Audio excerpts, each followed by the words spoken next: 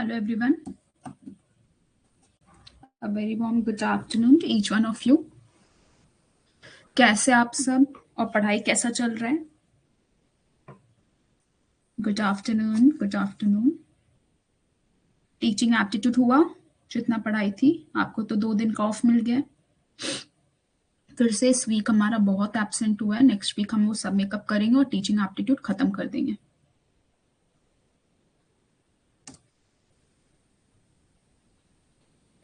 अब आपका सिर्फ 3 मंथ्स है यूजीसी नेट एग्जाम के लिए. अब आप अपना पढ़ाई स्टार्ट कर दीजिए. स्ट्रैटेजी वीडियो मैं एक यूट्यूब पे लाऊंगी चैनल पे नव इकोनॉमिक्स में.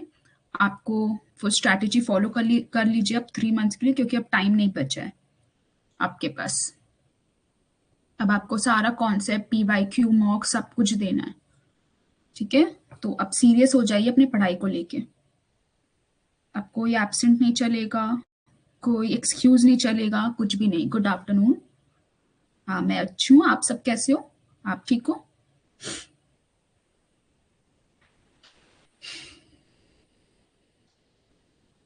चलिए, बहुत अच्छा. अगर आप पढ़ाई कर रहे हो, साथ साथ PYQs भी सॉल्व कर रहे हो, बट जो बच्चे नहीं कर रहे वो करें.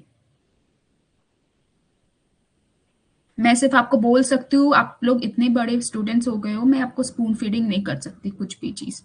तो अगर आप सीरियस हो अपने एग्जाम को लेकर, अगर आप सच में असिस्टेंट प्रोफेसर बनना चाहते हो, आप रिसर्च स्कॉलर बनना चाहते हो, PhD करना चाहते हो, तो वो आप फिर खुद ही सीरियसनेस आपके अंदर आ जाना चाहिए. वो कोई आपको गाइड नहीं करेगा. करेक्ट. अंडरग्रेजुएट में आप पढ़े थे ना, टीचर आपको एक इंस्ट्रक्टर की तरह नहीं एक्ट करती है यहाँ पे.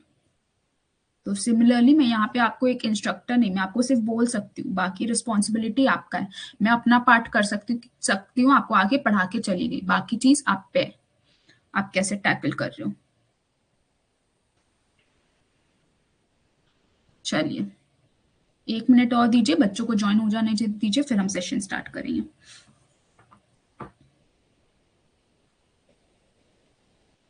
हाँ, टीचिंग एप्टीट्यूड ऑलमोस्ट कंप्लीट होने वाला है. बस 2 क्लास और लगेगा, फिर टीचिंग एप्टीट्यूड कंप्लीट. बहुत बड़ा सेशन 10 क्लास का है, बट हम धीरे धीरे पढ़ रहे, हर एक कॉन्सेप्ट को इन डेप्थ पढ़ रहे, सारे टॉपिक्स पढ़ रहे, तो टाइम लगेगा ही. जी बिल्कुल.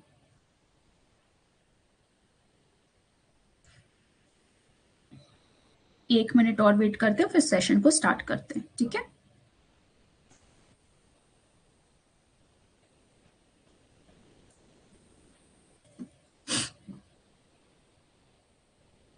तो आज हम पढ़ेंगे थ्योरीज ही आज हम पढ़ते हैं. फिलोसॉफीज लास्ट क्लास में मैं आपको बोली थी आज से फिलोसॉफी स्टार्ट होगा, बट फिलोसॉफीज वाला पार्ट हम एंड में कवर करेंगे.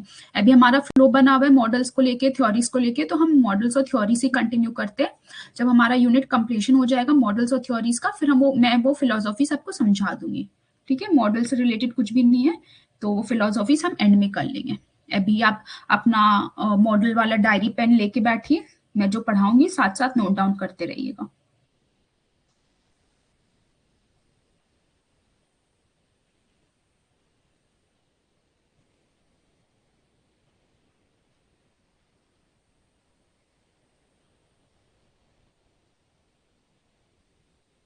चलिए स्टार्ट करते हैं. अब मैं स्क्रीन प्रेजेंट कर रही हूँ. तो आज हम यहां से पढ़ने वाले पियाजे theory of cognitive development. 1 minute दीजिए बस. ठीक है, ये जो मैं इसका बात कर रही हूँ ना फिलोसॉफीज का, वो हम एंड में पढ़ लेंगे. ठीक है, अभी हम सिंस हमारा थ्योरीज का फ्लो बना हुआ है, तो हम थ्योरी से स्टार्ट करते हैं.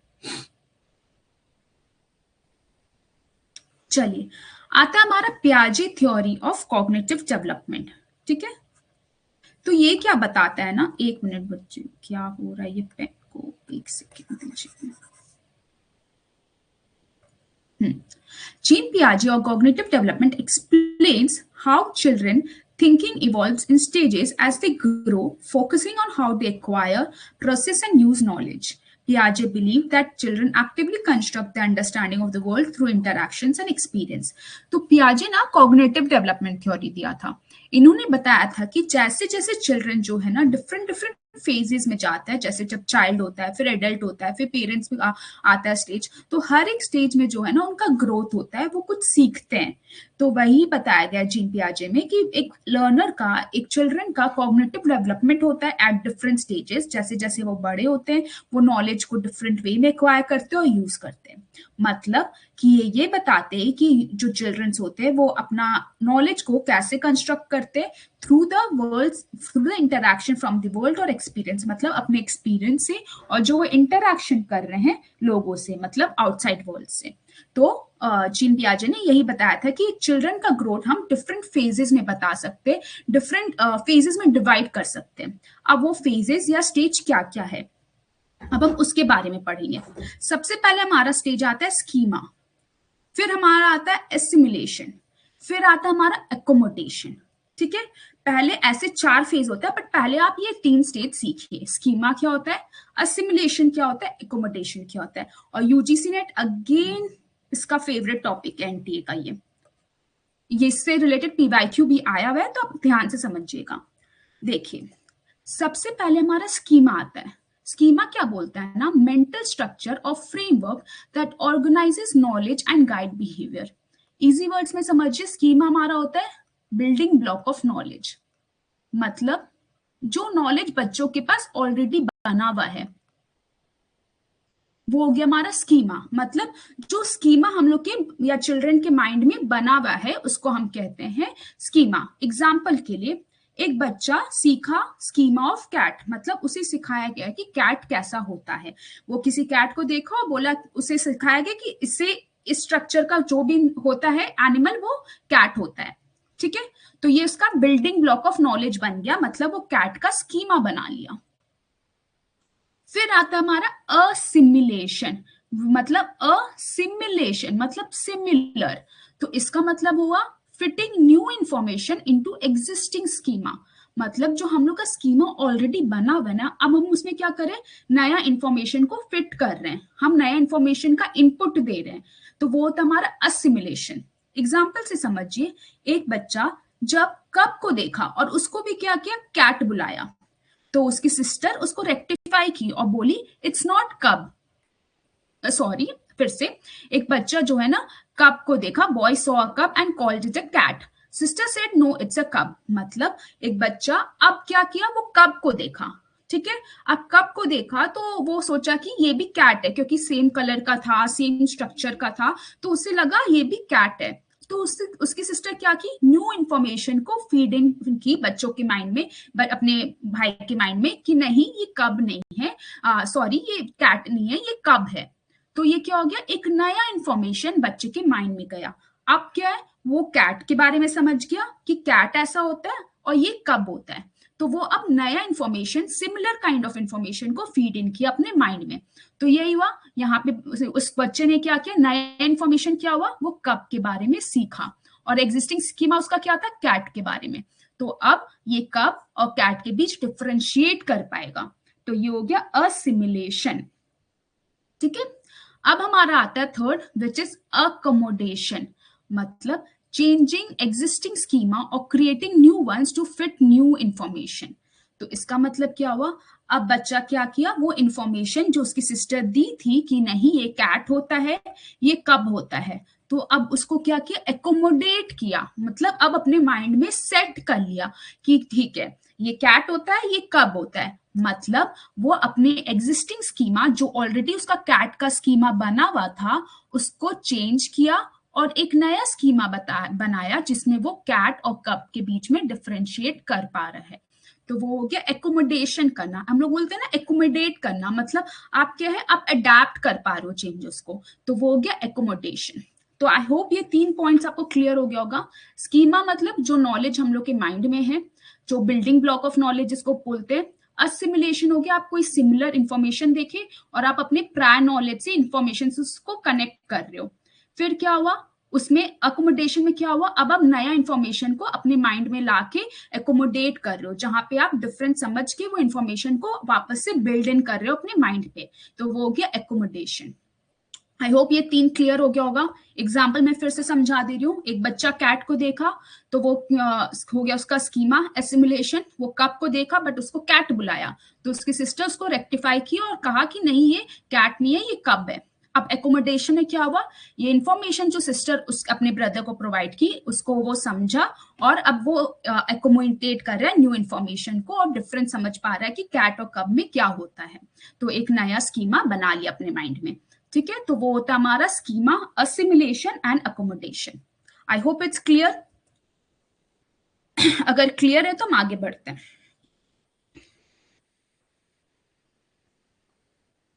क्लियर है, चलिए अच्छी बात है। ठीक है, फिर हम आते हैं इक्विलिब्रेशन में। इक्विलिब्रेशन क्या हुआ, बहुत इजी है, इक्वल बैलेंस करना। बस इतना याद रखिए, इक्वल बैलेंस। और इक्वल बैलेंस किसके बीच होगा, असिमिलेशन और एकोमोडेशन के बीच में। तो ये हो जाता है हमारा इक्विलिब्रेशन, क्योंकि ये ड्राइव करता है हमारा लर्निंग एंड कॉग्निटिव ग्रोथ। मतलब जब हम इक्वल बैलेंस या बैलेंस करते हैं असिमिलेशन और अकोमोडेशन के बीच में, ताकि एक लर्निंग क्रिएट हो पाए, हमारा कॉग्निटिव माइंड ग्रोथ हो पाए, हम कुछ नया चीज सीख पाए, तो वो होता है इक्विलिब्रेशन। तो ये हमारा 4 कॉन्सेप्ट्स होता है जो कि पियाजे ने दिया था, that was related to your cognitive development. ठीक है, आई होप इट्स क्लियर।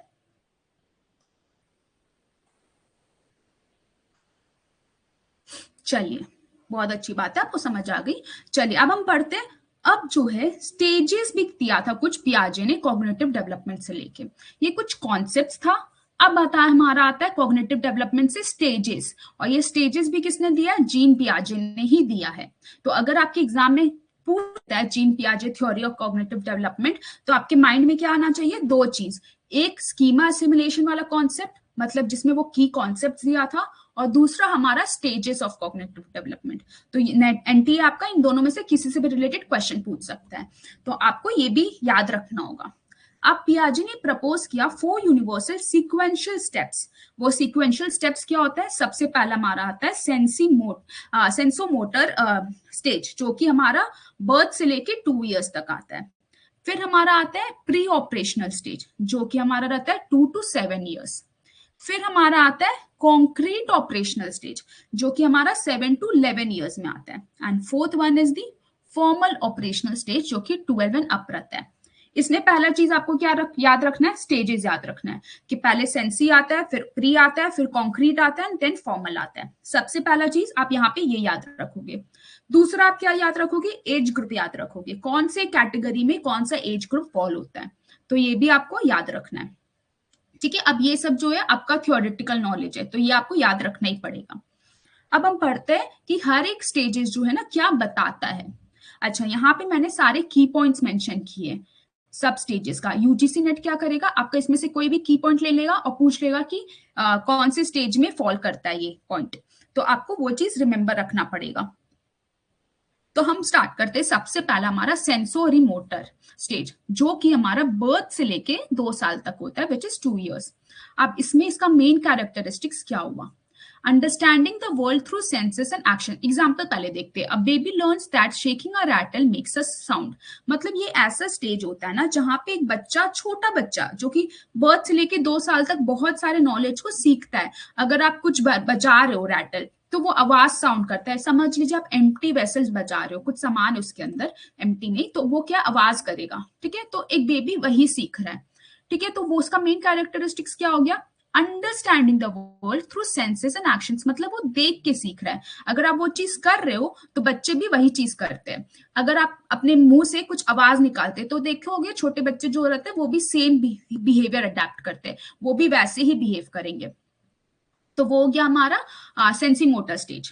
फिर आता हमारा लर्निंग ऑब्जेक्ट परमानेंस, मतलब things exist even when not seen. मतलब यहाँ पे क्या होता है ना, वो ऑब्जेक्ट परमानेंट सीखते हैं। मतलब बहुत सारा ऐसा चीज होता है जो कि एग्जिस्ट नहीं करता है, मतलब जिसको जो दिख नहीं सकता बट स्टिल वो एग्जिस्ट कर रहा है, तो वो चीज सीखते हैं। एंड थर्ड हो गया beginning of goal directed actions. मतलब यहाँ पे बेसिकली हम समराइज करें तो यहाँ पे बच्चे जो है ना एक्शन से रिलेटेड चीज सीखते हैं। जैसा आप करोगे वैसा वो सीखेंगे, इन सिंपल वर्ड्स। आप एग्जांपल ले लीजिए, कोई अपने घर में छोटे बच्चे जो बहुत छोटे हैं, जो 2 साल तक रहते हैं, उनका एक्शन आप अपने माइंड में रखिए, तो वो हो जाएगा सेंसोरी मोटर स्टेज। क्लियर। मतलब जब कोई बच्चा सेंसेस से सीखता है, आपको देख के सीख रहा है, आपके एक्शन से सीख रहा है, क्योंकि उसके पास इतना कॉग्निटिव डेवलपमेंट नहीं हुआ उनका माइंड कि वो अपना दिमाग यूज करे। वो जो है वो अपने एनवायरनमेंट में देखते हैं कैसे चीजें हो रही है, वो वैसा ही बिहेव करने लगते हैं, वो वैसा ही बिहेवियर करने लगते हैं, उनका एक्शंस वही होने लगता है। तो वही हो जाता है हमारा sensory motor stage. Coming to the second one which is the pre operational stage, जो कि अब आया 2 से 7 ईयर्स का, मतलब 2 to 7 ईयर्स होते हैं। यहाँ पे बच्चे जो है ना थोड़ा सा बढ़ने लगते हैं, वो थोड़ा सा नॉलेज अपना लगाने लगते हैं। जैसे a children thinks a taller glass has more water than a shorter one even if both contain the same amount.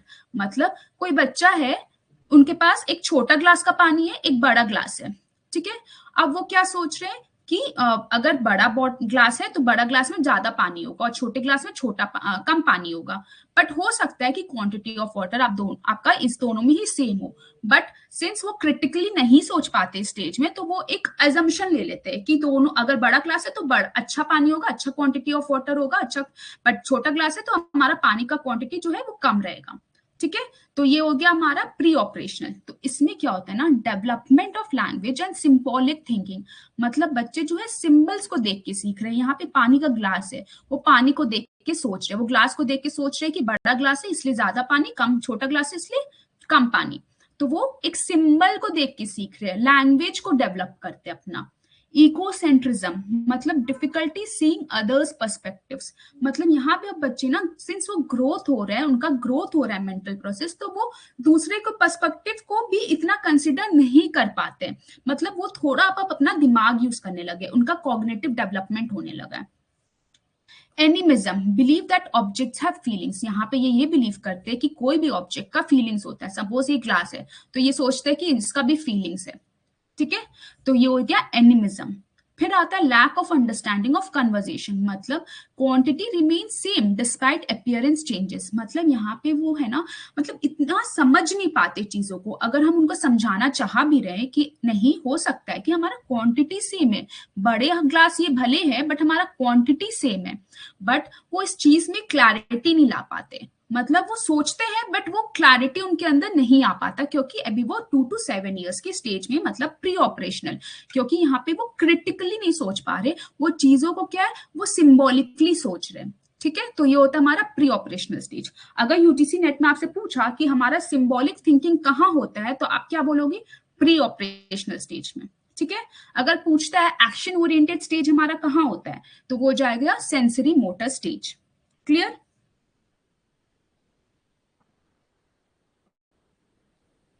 Clear, very clear, ठीक है। चलिए अब हमारा आता है कॉन्क्रीट ऑपरेशनल स्टेज, जो कि होता है 7 to 11 ईयर्स के बच्चे।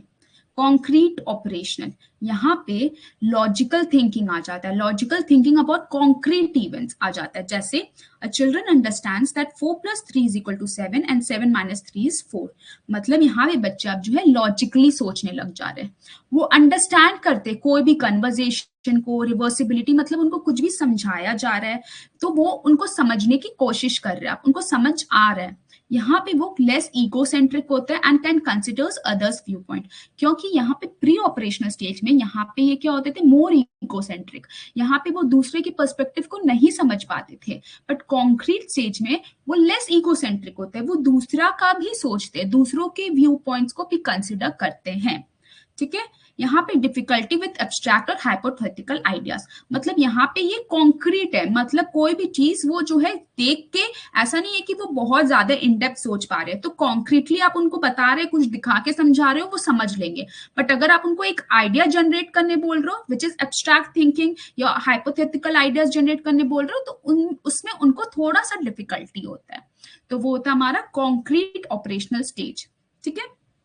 मतलब यहाँ पे वो लॉजिकली सोच पा रहे हैं, वो चीजों को कॉन्क्रीटली ऑब्जर्व करके दूसरों के व्यू पॉइंट्स को भी कंसिडर करते हैं। यहाँ पे वो लेस इकोसेंट्रिक होते हैं और थोड़ा सा वो एब्स्ट्रैक्ट थिंकिंग जो है ना उसमें उनको प्रॉब्लम होता है, ठीक है। तो ये हमारा हो गया concrete operational stage, third stage, which is the third stage.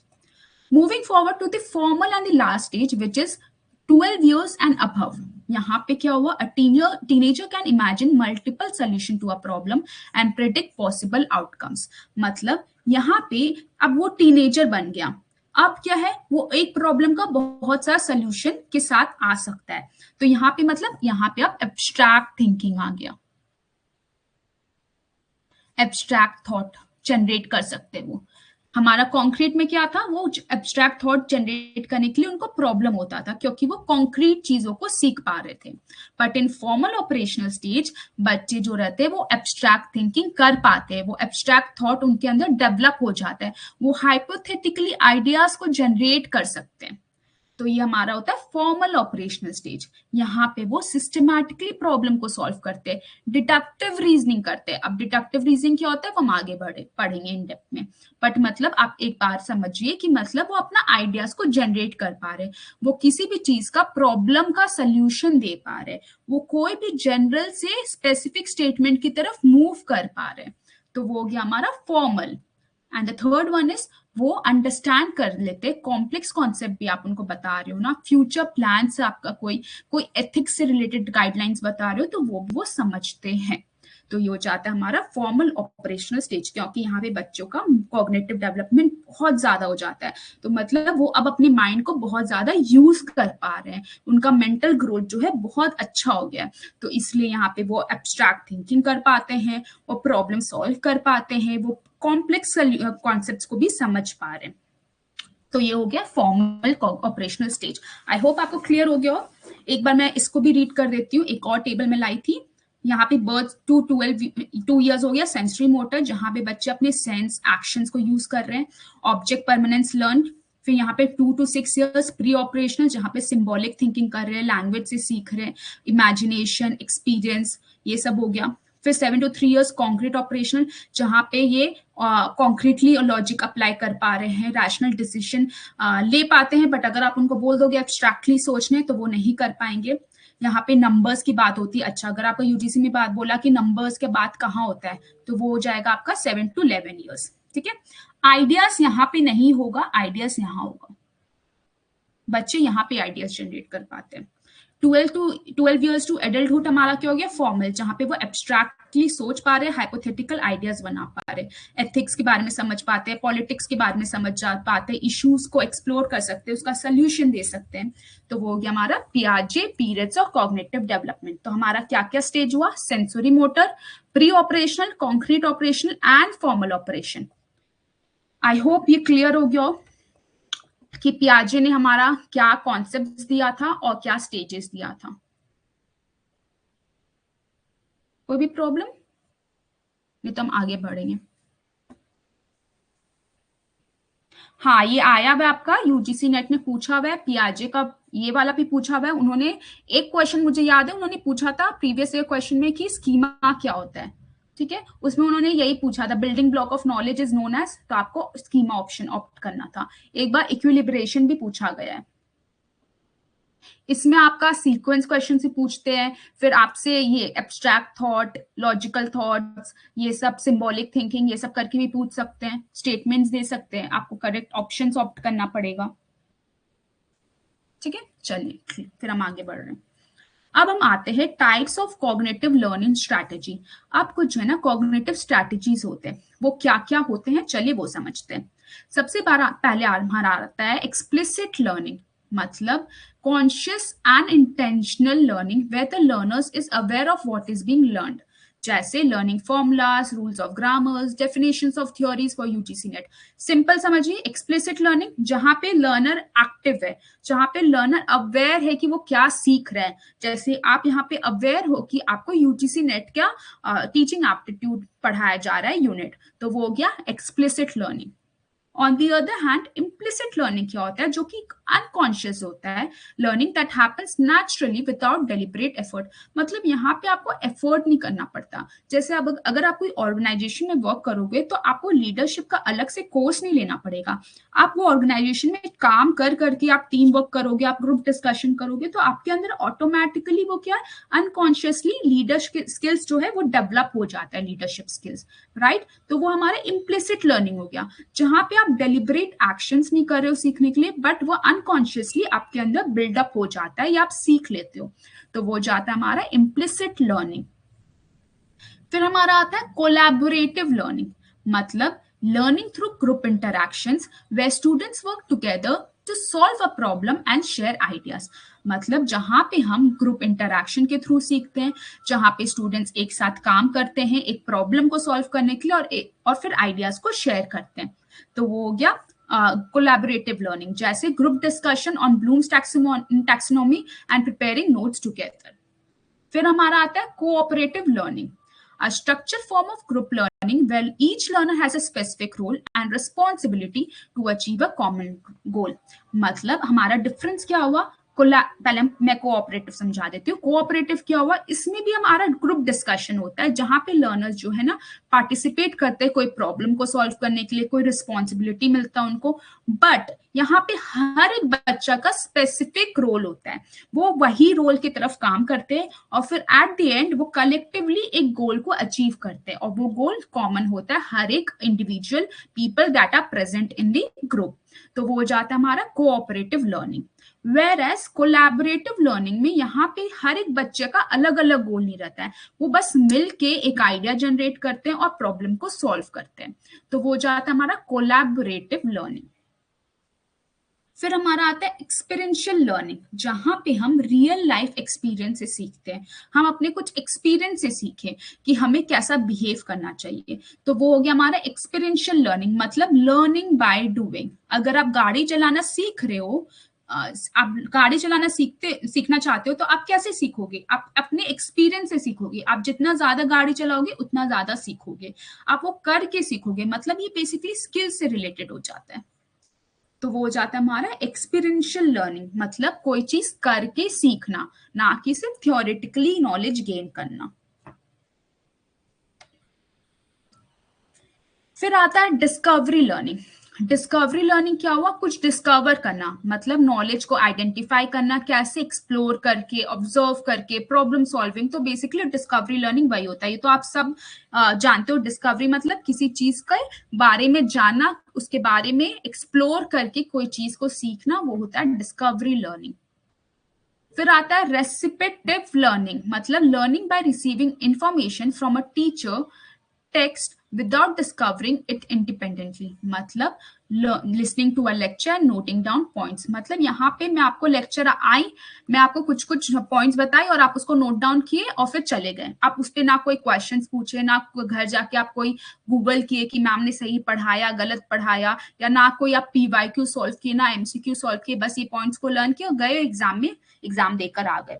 मतलब आप खुद से कुछ डिस्कवर नहीं कर रहे हो, कोई आपको गाइड कर रहा हो, वही चीज आप सुन के, वही पढ़ के, वही लर्न करके जाके एग्जाम देकर आ जा रहे हो, तो वो हो गया रिसेप्टिव लर्निंग, मतलब रिसीव करना इंफॉर्मेशन को और उसी को प्रोसेस करना।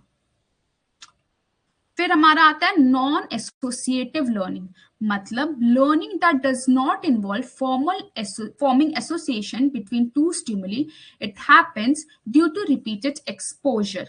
जैसे इसमें आता है दो तरह का टाइप्स, हैबिचुएशन एंड सेंशलाइजेशन। मतलब हैबिचुएशन होगा ignoring background noise after some times in a class, मतलब यहाँ पे आपका क्या हो गया, learning that does not involve forming association, मतलब जहाँ पे आप एसोसिएशन क्रिएट नहीं कर रहे, जैसे हम बोलते हैं ना कि हम दो चीज को कंपेयर करके सीखते हैं, यहाँ पे आप वो चीज नहीं कर रहे हो, आप यहाँ पे बिना एसोसिएशन के वो चीज सीख जा रहे हो। जैसे एग्जाम्पल के लिए यहाँ पे दिया है कि आप क्लास में जाते हो, बैकग्राउंड नॉइज बहुत आता है, एक टाइम के बाद आप क्या होगे, यूज टू हो जाओगे उस नॉइज से भी, तो आप क्या होगा, आप उस नॉइज को इग्नोर करना स्टार्ट कर दोगे, ignoring background noise after some time in a class, तो वो जाता है हमारा हैबिचुएशन। ठीक है, मतलब एसोसिएट नहीं करना, कंपेयर के बिना ही सीख लेना, वो हमारे रिपीटेड एक्सपोजर्स में आ जाते हैं। जब आप उस चीज से रिपीटेडली एक्सपोज होते हो ना, तो वो चीज आपके कहते हैं ना, अगर आप कोई चीज लगातार कर रहे हो, प्रैक्टिस प्रैक्टिस प्रैक्टिस, तो वो आपके ऑटोमेटिकली आप सीख जाते हो वो चीज, तो आपको उसके लिए ज्यादा एफर्ट नेक्स्ट टाइम करना नहीं पड़ेगा, तो वही हो जाता है नॉन एसोसिएटिव लर्निंग। फिर आता है हमारा इमोशनल लर्निंग, मतलब learning influence by emotions and feelings which affect motivation, memory and behaviour, तो वो होता है emotional learning. A student becomes confident in speaking after receiving appreciation from teacher, मतलब अगर टीचर आपको अप्रिशिएट कर रही है तो आप क्या करोगे, आप और मोटिवेटेड फील करोगे, आप और अच्छे से स्पीच दे पाओगे।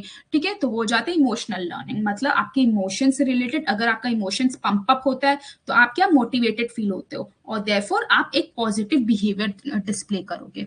तो वो होता है हमारा इमोशनल लर्निंग। क्लियर हो गया हमारा types of cognitive learning strategies.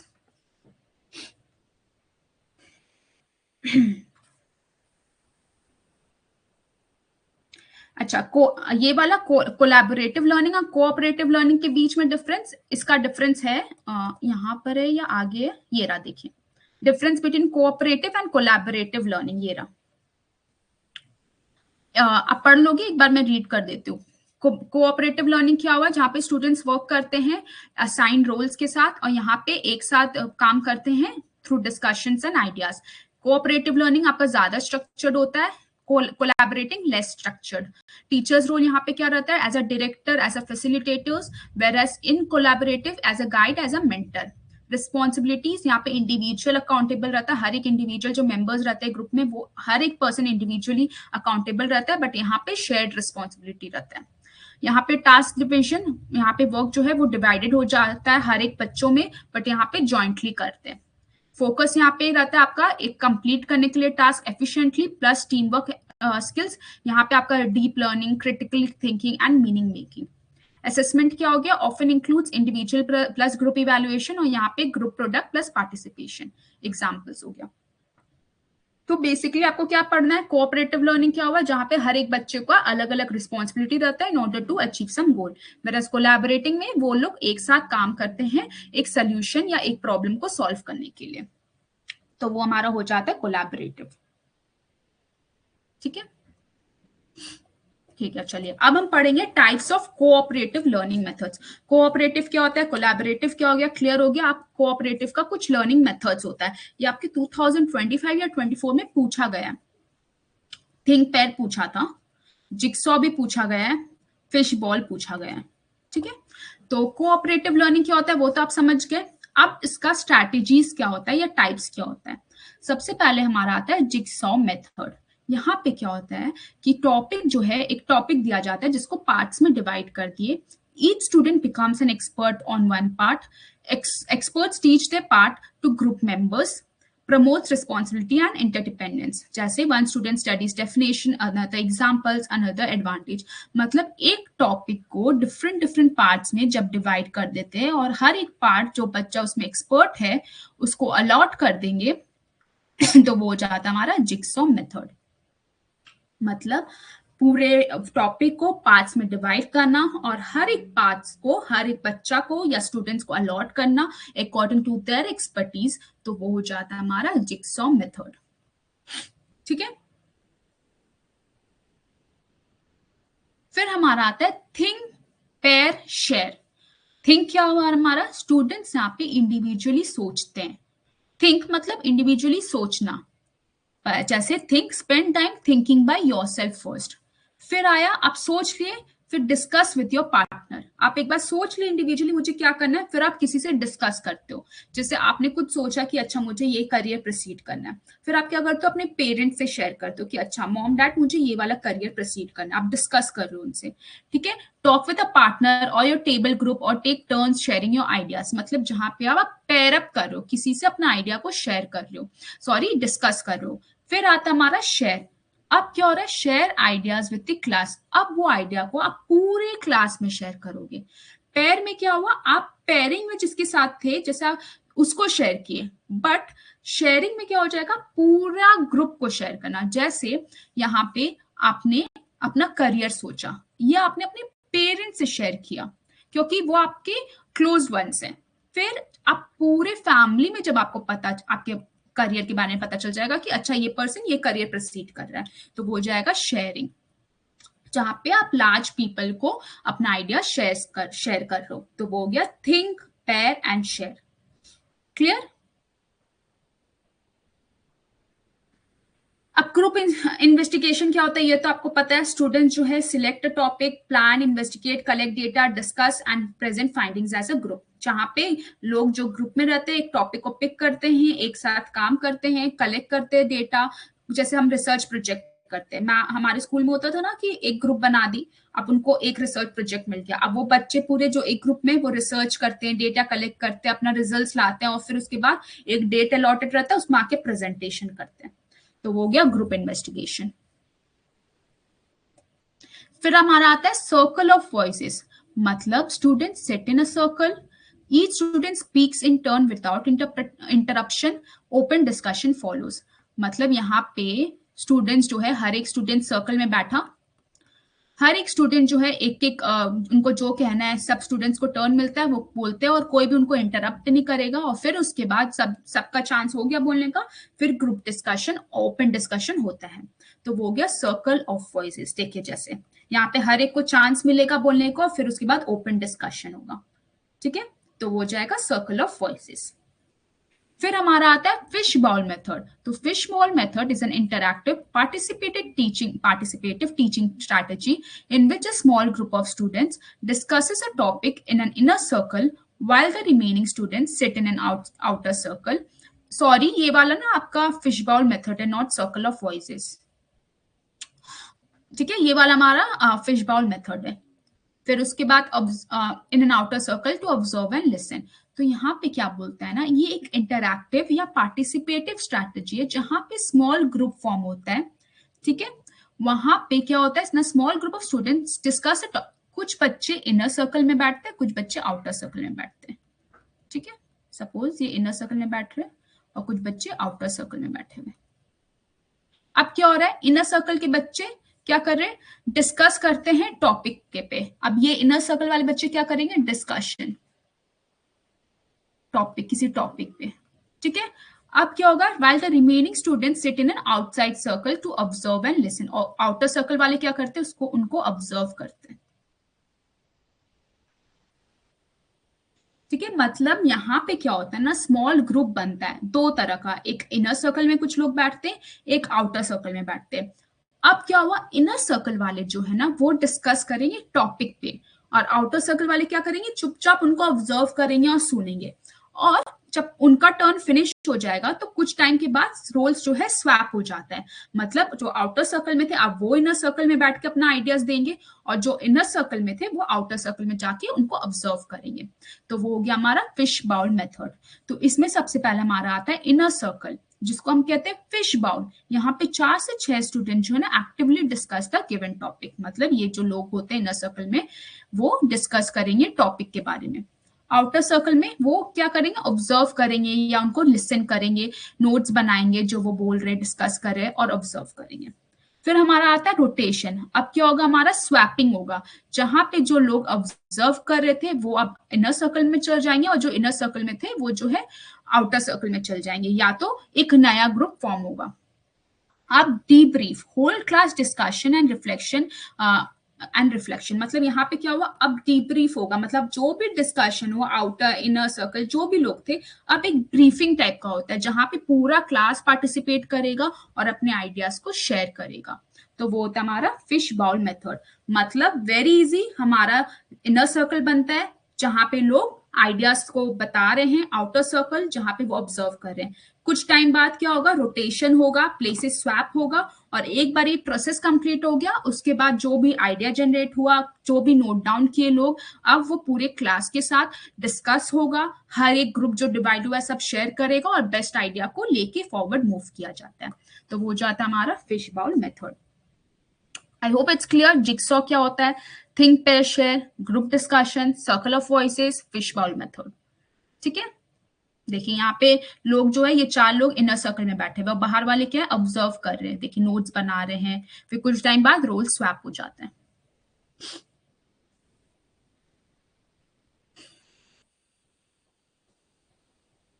Clear है? हाँ, इसमें 2 तरह का सर्कल होता है, इनर और आउटर सर्कल। हाँ, फिश बॉल आया हुआ हमारा यूजीसी नेट में पूछा था, मुझे ये याद नहीं है बट हाँ पूछा था।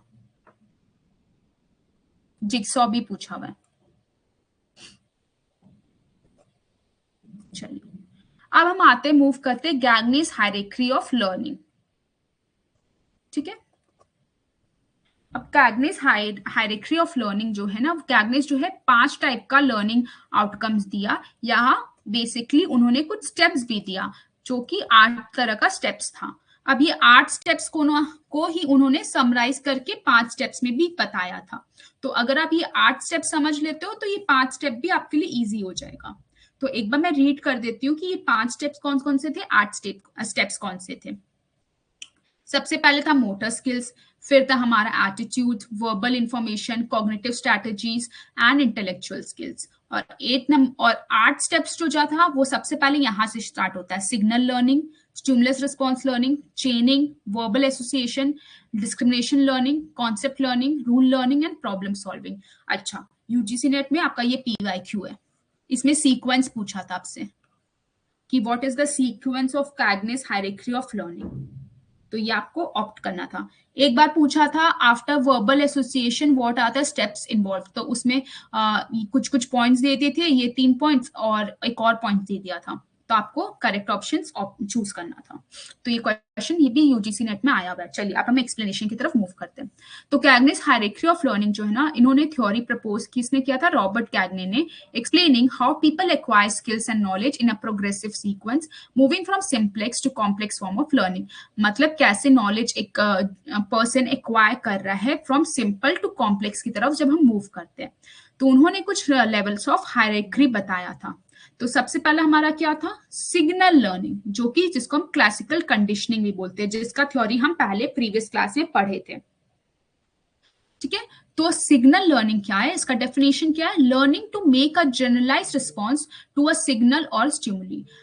यहाँ पे एग्जाम्पल के लिए, a dog alive when it hears a bell, तो ये हमारा पेलोव का एक्सपेरिमेंट था ना क्लासिकल कंडीशनिंग में, मतलब ये स्टिमुलस रिस्पॉन्स का है। अगर आपको इस स्टिमुलस आपको दिया जा रहा है तो आप रिस्पॉन्ड करोगे, तो वो जाता हमारा सिग्नल लर्निंग। जैसे यहाँ पे जब डॉग पेलोव एक्सपेरिमेंट में हम पढ़े थे, जब वो डॉग को बेल का आवाज सुनाई देने लगा था तो वो क्या कर रहा था, सलाइव कर रहा था आफ्टर कंडीशनिंग, करेक्ट। तो वो जाता हमारा सिग्नल लर्निंग, मतलब कोई स्टिमुली आपको दिया जा रहा है और आप उस पे रिस्पॉन्ड कर रहे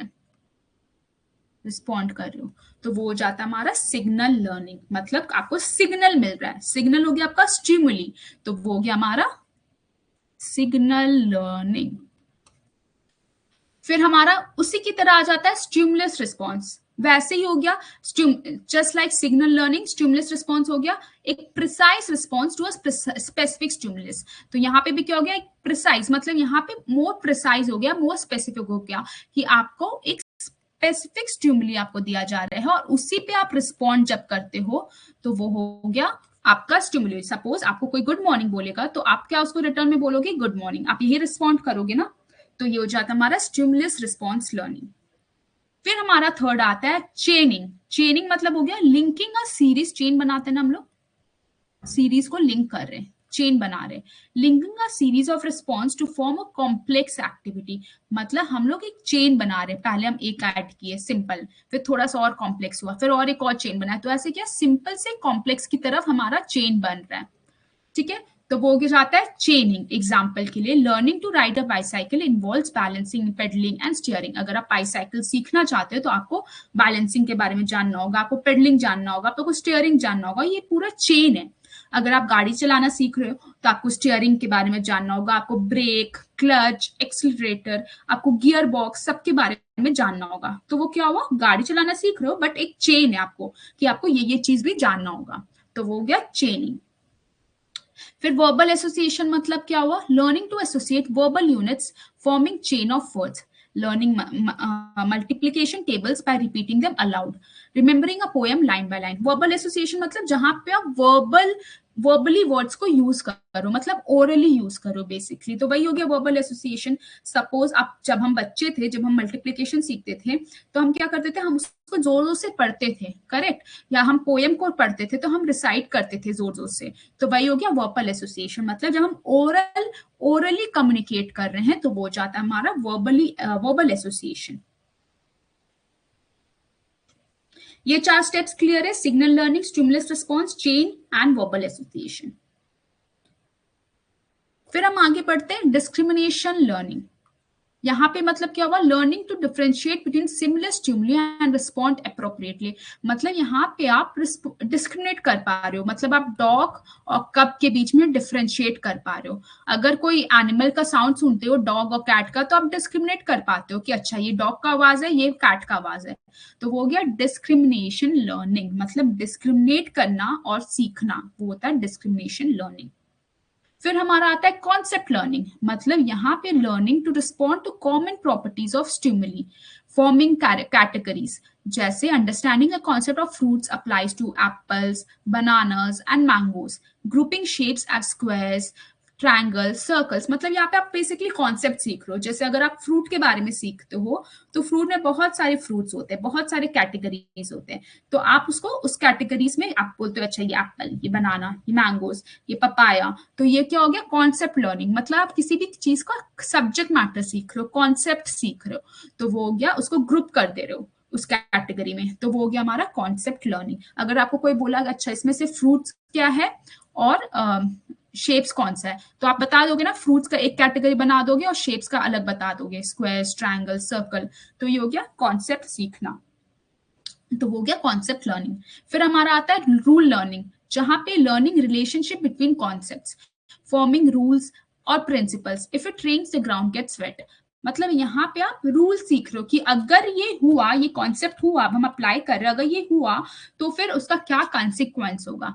जैसे अगर बारिश हुई तो ग्राउंड या कोई भी प्लेस वेट हो जाएगा, तो वो हो गया हमारा रूल लर्निंग। मतलब आप रूल्स को याद कर रहे हो, प्रिंसिपल्स को रिमेंबर कर रहे हो, तो वो गया रूल लर्निंग। तो ये आपको पता है कि अगर रेन हुआ तो ग्राउंड वेट हो जाएगी, तो ये आपका एक रूल हो गया, ये आपका एक प्रिंसिपल हो गया जो आपको पता है, जो आपको लर्न हो गया, तो वो हो गया रूल लर्निंग।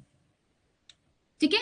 फिर हमारा आता है प्रॉब्लम सॉल्विंग लर्निंग, ये हमारा हाईएस्ट लेवल होता है, जहां पे हम कंबाइन करते हैं रूल्स को और कॉन्सेप्ट को, ये रूल्स को और ये कॉन्सेप्ट को कंबाइन करके हम एक नया प्रॉब्लम, कॉम्प्लेक्स प्रॉब्लम को सॉल्व करते हैं, तो वो हो जाता है हमारा प्रॉब्लम सॉल्विंग लर्निंग। ये आपका हाईएस्ट कॉग्निटिव डेवलपमेंट होता है।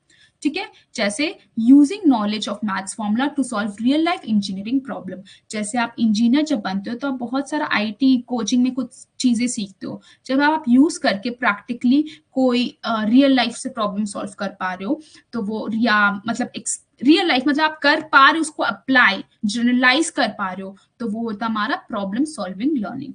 मतलब यहाँ पे हम रूल्स और कॉन्सेप्ट्स को यूज करके जब हम रियल लाइफ प्रॉब्लम को सॉल्व कर पाते हैं, तो वो हमारा होता है problem solving learning, and this is the highest level of learning.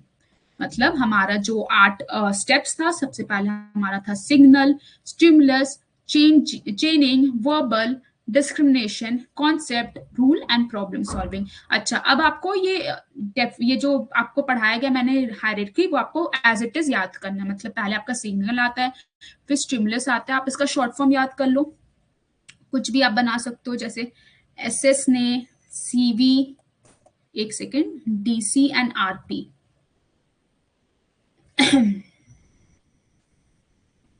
SS ने सीवी भेजा डीसी को और आरपी को, ऐसे याद कर लो कुछ शॉर्ट फॉर्म। एसएस ने सीवी भेजा किसको, डीसी और आरपी को। मुझे भी याद हो गया, एसएस ने सीवी भेजा डीसी और आरपी को, ऐसे करके याद कर लो। मतलब पहला आ गया हमारा सिग्नल, फिर स्टिमुली, फिर चेन, फिर वर्बल, फिर डिस्क्रिमिनेट, फिर क्या था हमारा, बोलो। आर फॉर और पी फॉर, आर फॉर क्या था, पी फॉर क्या था, P for problem, R for क्या था, रूल, और सी फॉर कॉन्सेप्ट। ठीक है। तो एसएस ने सीवी डीसी को भेजा और आरपी को भी भेजा। क्लियर। शॉर्ट फॉर्म याद हो गया, तुरंत याद हो गया। एसएस ने सीवी भेजा डीसी और आरपी को, signal, stimuli, chain, verbal, discriminate, concept, rule and problem solving. ठीक है। सीक्वेंस याद हो गया, इजी हो गया, तुरंत याद हो गया। अब डेफिनेशन तो आप फिर से रीड करना पीपीटी से जब क्लास आ जाएगा। आपको कम्युनिकेशन का पीपीटी मिला?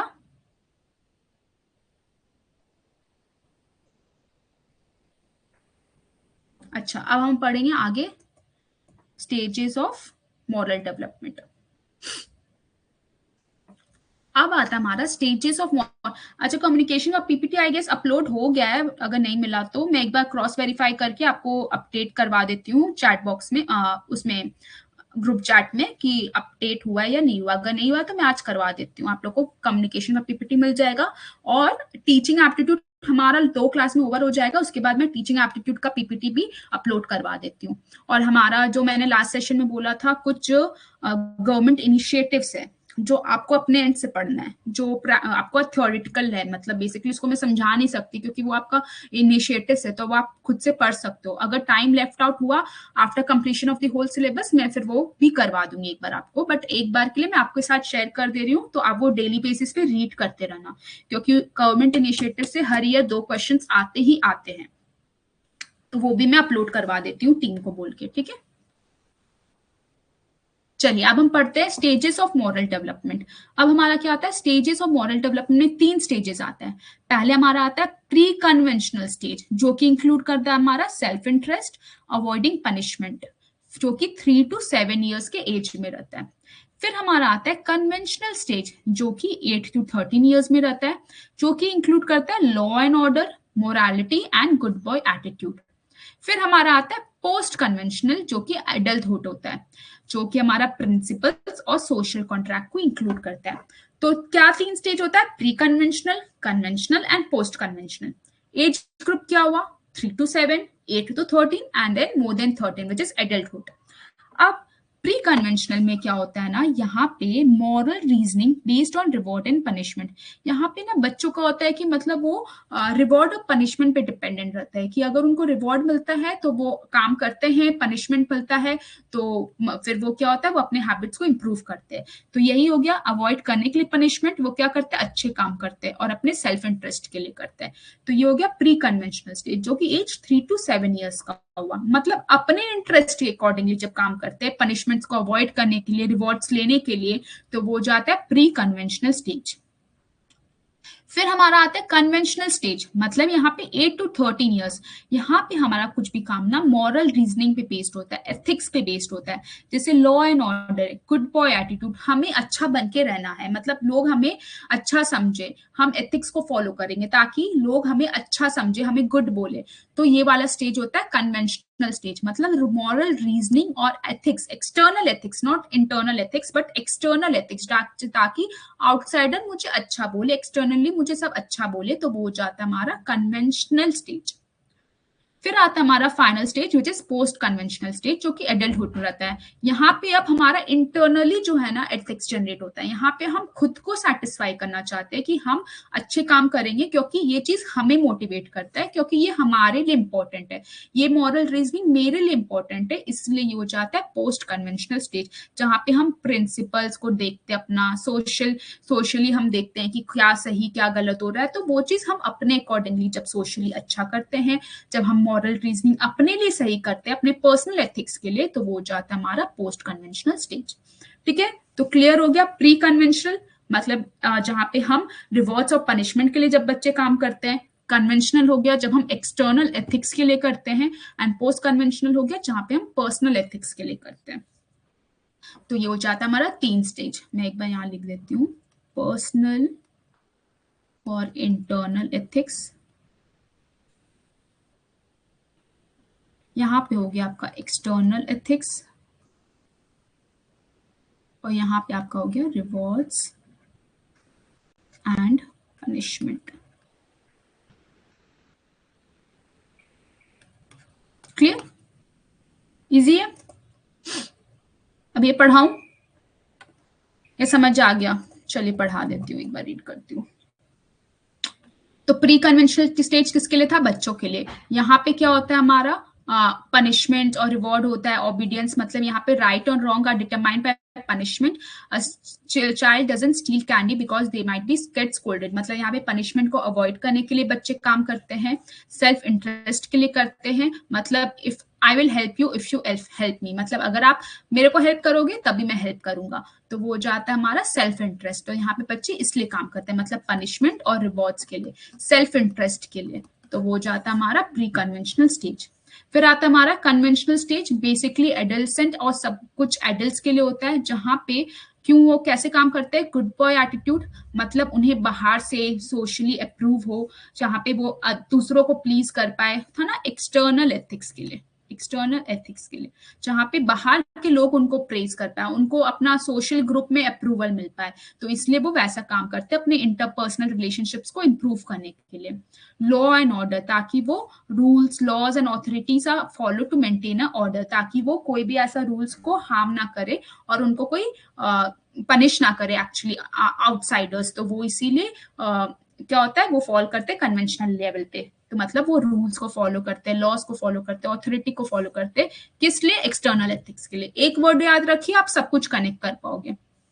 जैसे बॉय जो ट्रैफिक रूल्स को ओबे कर रहे हैं, बिकॉज हमें लॉज को हमें लॉ बोलता है कि हमें ट्रैफिक रूल्स फॉलो करनी चाहिए, तो ये हो जाता है हमारा कन्वेंशनल लेवल। और लास्ट वन हो जाता है हमारा एडल्ट्स के लिए, जहां पे हम इंटरनल या पर्सनल एथिक्स की बात करते हैं, हमारे लिए क्या सही है। यहाँ पे क्या होता है? Social contract and individual rights, supporting protest to change unfair laws, मतलब यहाँ पे हम चाहते हैं कि हम प्रोटेस्ट कर रहे हैं क्योंकि हमें ये गलत लग रहा है, अगर ये अनफेयर है तो मैं प्रोटेस्ट करूंगी, तो ये अपने लिए हुआ कि मुझे ये गलत लग रहा है इसीलिए मैं ये करूंगी। यूनिवर्सल एथिकल प्रिंसिपल, मतलब a person hides refugee despite it being illegal because it's morally right, तो मतलब मेरे अकॉर्डिंगली ये सही है, ये मेरा पर्सनल एथिक्स से सही बोल रहा है, तो मैं ये फॉलो करूंगी, तो ये हो जाता है हमारा पोस्ट कन्वेंशनल स्टेज, मतलब इंटरनल मॉरल प्रिंसिपल्स, तुम्हारे लिए, हम सबके लिए, हमारे लिए हम क्या सोचते हैं वो मैटर करता है, जब वो स्टेटमेंट आ जाता है तो वो हमारा पोस्ट कन्वेंशनल लेवल हो जाता है। प्री में बच्चों का होता है रिवॉर्ड्स एंड पनिशमेंट, कन्वेंशनल में हो गया बाहर लोग हमें अच्छा समझे इसलिए हम करते हैं, एंड पोस्ट कन्वेंशनल हमें खुद को सेटिस्फैक्शन होना चाहिए, हमारा पर्सनल एथिक्स सेटिस्फाई होना चाहिए, हम तब इस स्टेज में फॉल करते हैं। ठीक है,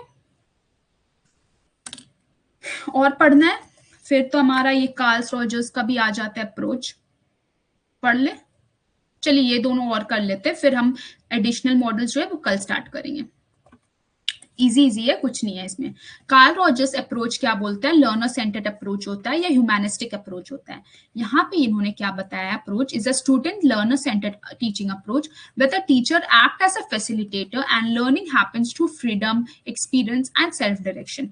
मतलब कार्ल रॉजर्स ने बोला कि यहाँ पे टीचर जो है ना इंस्ट्रक्टर नहीं होगा, टीचर जो एक फैसिलिटेटर होगा, और बच्चों को फुल फ्रीडम दिया जाएगा कि वो अपने अपने अकॉर्डिंगली, अपने एक्सपीरियंस के अकॉर्डिंगली सीखे।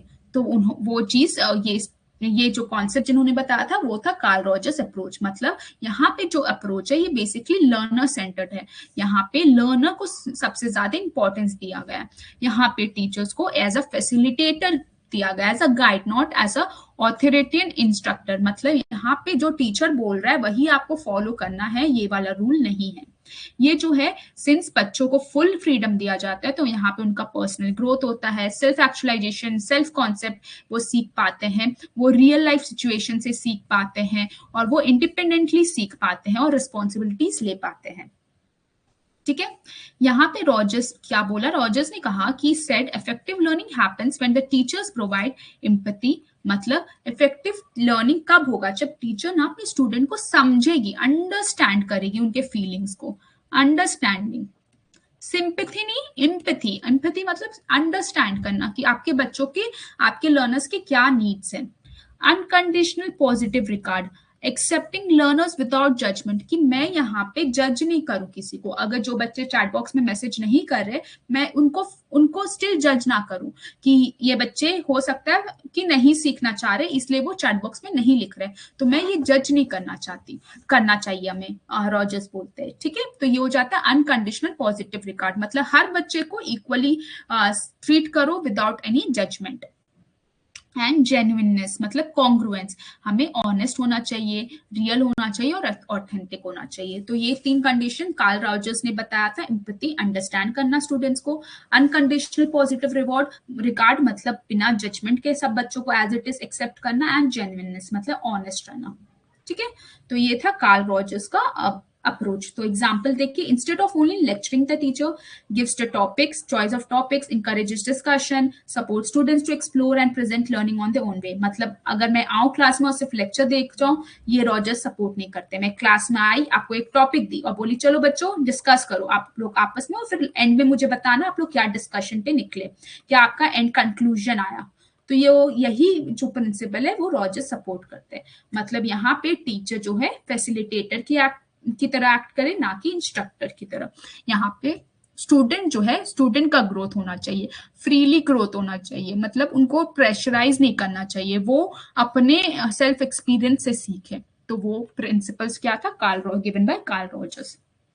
इजी था, कुछ नहीं था, इतना याद रखो, Karl Rogers approach, learner centred. अगर आप लर्नर सेंटर्ड आपके मन में आ गया या तो ये मतलब आपको पूरा सिनेरियो याद आ जाएगा। फिर आता हमारा एक्सपीरियंशियल लर्निंग थ्योरी। अब ये किसने डेवलप किया था, डेविड ए कॉल्ब 1984 ने। इन्होंने क्या बोला कि लर्निंग कैसे होता है, एक्सपीरियंस से। And real learning occurs when a learner experiences reflects things and applies. मतलब इन्होंने कहा कि लर्निंग जो है ना, एक स्टूडेंट कैसे सीखता है, अपने एक्सपीरियंस से सीखता है, ठीक है। और वो एक्सपीरियंस जब वो उसके बारे में जब कुछ अच्छा सीखे या कुछ गलत सोच सीखे, जैसे किसी बच्चे ने यूजीसी नेट क्लियर नहीं किया, अब उनको वो एक्सपीरियंस मिला कि अच्छा मैंने ये चीज एग्जाम में गलत किया था। अब वो बैठ के रिफ्लेक्ट करेंगे कि क्या पॉइंट्स मेरा गलत था, मैंने कम पीवाईक्यू सॉल्व किया, मैंने मॉक टेस्ट नहीं दिया, उसको सोचा और फिर वो मिस्टेक्स को रेक्टिफाई करके अब नेक्स्ट अटेम्प्ट के लिए उन्होंने अप्लाई किया। इस बार उन्होंने क्या किया, पीवाईक्यू भी अच्छे से दिया, कॉन्सेप्ट भी अच्छे से पढ़ा, मॉक भी अच्छे से दिया। तो वो क्या हो गया, एक्सपीरियंशियल लर्निंग। मतलब वो अपने एक्सपीरियंस से जब सीख रहे होते हैं तो वो हो जाता है एक्सपीरियंशियल लर्निंग, मतलब learning by doing plus reflection. तो ये होता है एक्सपीरियंशियल लर्निंग। अच्छा, कॉल्ब ने एक्सपीरियंशियल लर्निंग को 4 स्टेजेस में डिवाइड किया। सबसे पहले हमारा आता है कॉन्क्रीट एक्सपीरियंस, मतलब doing feeling. Learner has a real experience. Example, conducting a classroom activity or a lab experiment. तो वो हो गया concrete experience, मतलब वो कर रहे हैं चीजों को, उनका real experience क्या है, जैसे आपने कोई experiment, lab experiment किया, वो हो गया कॉन्क्रीट, मतलब एक्चुअली करके जब वो एक्सपीरियंस कर रहे हैं। रिफ्लेक्टिव हो गया, watching reflective, learners think about what happen. Example, what went well, what went wrong. अब क्या रिफ्लेक्ट कर रहे हैं, मतलब अब वो सोच रहे, अच्छा मैंने लैब एक्सपेरिमेंट तो किया बट अब उसमें मैंने क्या गलत किया था, क्या सही किया था। अब मैं रिफ्लेक्ट कर रही हूँ अपने थॉट्स को कि मैंने क्या गलत किया, उस एक्सपेरिमेंट में क्या सही किया। तो वो हो गया रिफ्लेक्टिव ऑब्जर्वेशन। फिर आता है एब्स्ट्रैक्ट कॉन्सेप्चुअलाइजेशन, मतलब thinking, understanding. Learner forms concept, theories and general rules from the experience. Example, understanding the principle behind the activity. अब जो है उन्होंने एक्सपेरिमेंट किया, उनका कुछ रिजल्ट आया, अब क्या हो गया, वो रिजल्ट को देख के वो एक प्रिंसिपल निकाले या वो एक रूल निकाले। अच्छा, ये इतना पानी देने से और इतना कोई और लिक्विड देने से मेरा रिजल्ट ये आ रहा है। तो एक रूल बन गया उनका, या एक कंक्लूजन पे आ गए, एक फाइंडिंग्स उन्होंने सीखा। तो वो हो गया एब्स्ट्रैक्ट कॉन्सेप्चुअलाइजेशन, मतलब एक प्रिंसिपल पे आना, एक जनरल रूल पे आना, अपने एक्सपीरियंस से सीखना। तो वो हो जाता है एब्स्ट्रैक्ट कॉन्सेप्चुअलाइजेशन। फिर हमारा आता है एक्टिव एक्सपेरिमेंट, मतलब अप्लाइंग और typing. Learners applies learning to new situation using the same strategy in a new topic. मतलब अब क्या है, अब वही चीज को आप कोई नया सिचुएशन में अप्लाई कर लो एक नया कंक्लूजन के लिए। तो वो हो जाता है एक्टिव एक्सपेरिमेंट। हो सकता है जो एक्सपेरिमेंट आपने फर्स्ट केस में किया उसमें आप एक और लिक्विड ऐड करके एक नया कंक्लूजन निकाल लिए। तो वो गया आपका एक्टिव एक्सपेरिमेंटेशन। तो आई होप क्लियर हो गया होगा कि 4 तरह का स्टेजेस क्या था। कॉन्क्रीट, मतलब कुछ रियल लाइफ में करके करना, मतलब डूइंग। रिफ्लेक्टिव, मतलब मैंने क्या किया उसके बारे में सोचना, वॉच करना। एब्स्ट्रैक्ट, मतलब क्या रूल्स मेरा निकला, क्या कंक्लूजन निकला उसके बारे में सोचना। एंड देन एक्टिव एक्सपेरिमेंटेशन, मतलब अब क्या है, वो जो कंक्लूजन निकला या जो फाइंडिंग्स निकला उसको रियल लाइफ सिचुएशन में, अलग सिचुएशन में अप्लाई करके एक नया कंक्लूजन निकालना। तो वो जाता है हमारा एक्टिव एक्सपेरिमेंटेशन।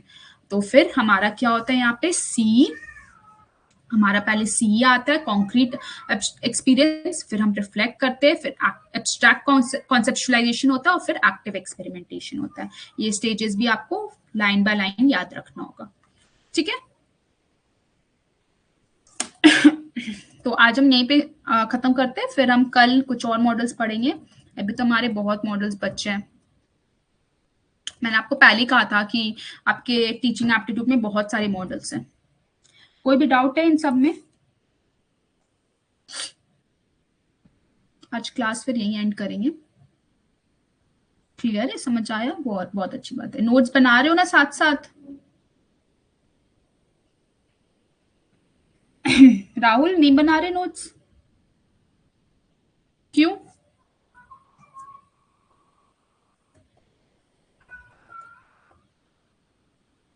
क्लास के बाद पीपीटी ठीक है, क्लास के बाद बना लेना, बट नोट्स तो बना रहे हो ना। ऐसा नहीं है कि आप क्लास के बाद भी जा रहे हो और टाइम पास कर रहे हो, क्लास नहीं देख रहे हो या पीपीटी नहीं देख रहे हो फिर से और नोट्स नहीं बना रहे हो। आप खुद ही देख लो, इतने सारे मॉडल्स हैं अभी, और मैं मॉडल्स पढ़ाने वाली हूँ टीचिंग एप्टीट्यूड में। तो आप फिर एग्जाम के टाइम क्या करोगे? ये सब पीपीटी पढ़ोगे बैठ के या नोट्स पढ़ोगे?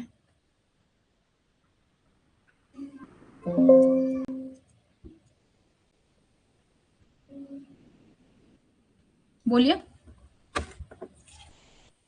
नोट्स पढ़ोगे ना? तो नोट्स बनाओ, सबको मैं बोल रही हूँ। अब हमारा टीचिंग एप्टीट्यूड में 2 क्लास और लगेगा आई गेस। हमारा कुछ और थ्योरीज है वो हम कंप्लीट कर लेंगे और फिर आपका टीचिंग एप्टीट्यूड पूरा कंप्लीट हो जाएगा। पूरा इन डेप्थ में लाई थी टीचिंग एप्टीट्यूड, आप भी देख पा रहे हो। हमें कम से कम 10 क्लास लग रहा है टीचिंग एप्टीट्यूड में, करेक्ट? कम्युनिकेशन भी मैंने कंप्लीट कर दिया पूरा पूरा, उसमें भी सब हर एक टॉपिक इंक्लूडेड है। अब देखिए, कुछ एक्स्ट्रा टॉपिक यूजीसी नेट हर टाइम पूछ लेता है, तो उसमें मैं और आप कुछ नहीं कर सकते। बट अब तक जितना पूछा वो टॉपिक मैंने ट्राई किया हर कुछ इंक्लूड करने का। In case I am also human, in case if any topic is left, you can tell me, you can message me on Telegram, और आप चैट बॉक्स पे लिख सकते हो नेक्स्ट क्लास में कि मैम आपने ये टॉपिक नहीं पढ़ाया, ये आया हुआ पीवाईक्यू में, तो आप मुझे बोल सकते हो। मैं उसके बारे में उसको डाउट क्लियरिंग क्लास में ले आऊंगी, ठीक है? बट एटलीस्ट आई एक्सपेक्ट इतना कि अगर if I am putting my 100% for you guys, then आप लोग भी उतना ही एफर्ट डालो और यूजीसी नेट जेआरएफ एग्जाम को क्लियर करो। मुझे नेट नहीं चाहिए, मुझे पीएचडी नहीं, मुझे जेआरएफ चाहिए। आपको पता है, अगर आप जेआरएफ क्लियर कर लेते हो और इनके आप पीएचडी कर रहे हो, तो आपका फिक्स सोर्स ऑफ इनकम हो जाएगा। You don't have to depend on your family for that income, correct? आपको ये अभी नहीं समझ आ रहा, but later on when you are going to pursue your PhD, आपको समझ आएगा कि कितना इंपॉर्टेंट है ये इनकम। क्योंकि आपके रिसर्च में कितने पैसे जाते हैं, आप डेटा कलेक्शंस में पैसे देते हो, आपकी कॉलेज के फीस होते हैं, आप हो सकता है एनालिसिस में पैसा करवाओ, तो वो सब में पैसा इन्वेस्ट होता है। तो आप क्या अपनी फैमिली से मांगोगे बार बार पैसा? अगर आप असिस्टेंट प्रोफेसर बने तो well and good, but PhD तो जरूरी हो गया। बिल्कुल। हाँ, जीआरएफ बिल्कुल, जीआरएफ को टारगेट करना है, नेट पीएचडी सोच के मत चलिए। और आपको टारगेट भी हाई रखना है, क्योंकि आप इस बार का रिजल्ट देखे हो कितने हाई कट ऑफ गए हैं। तो आपको कम से कम ये एम रखना है कि मुझे हमारा कम से कम 150 में हम कम से कम 110 क्वेश्चंस करेक्ट कर रहे हैं। 110, 112। एक सेकेंड, लाइट चला गई, छोड़िए, ऐसे सही है, ठीक है?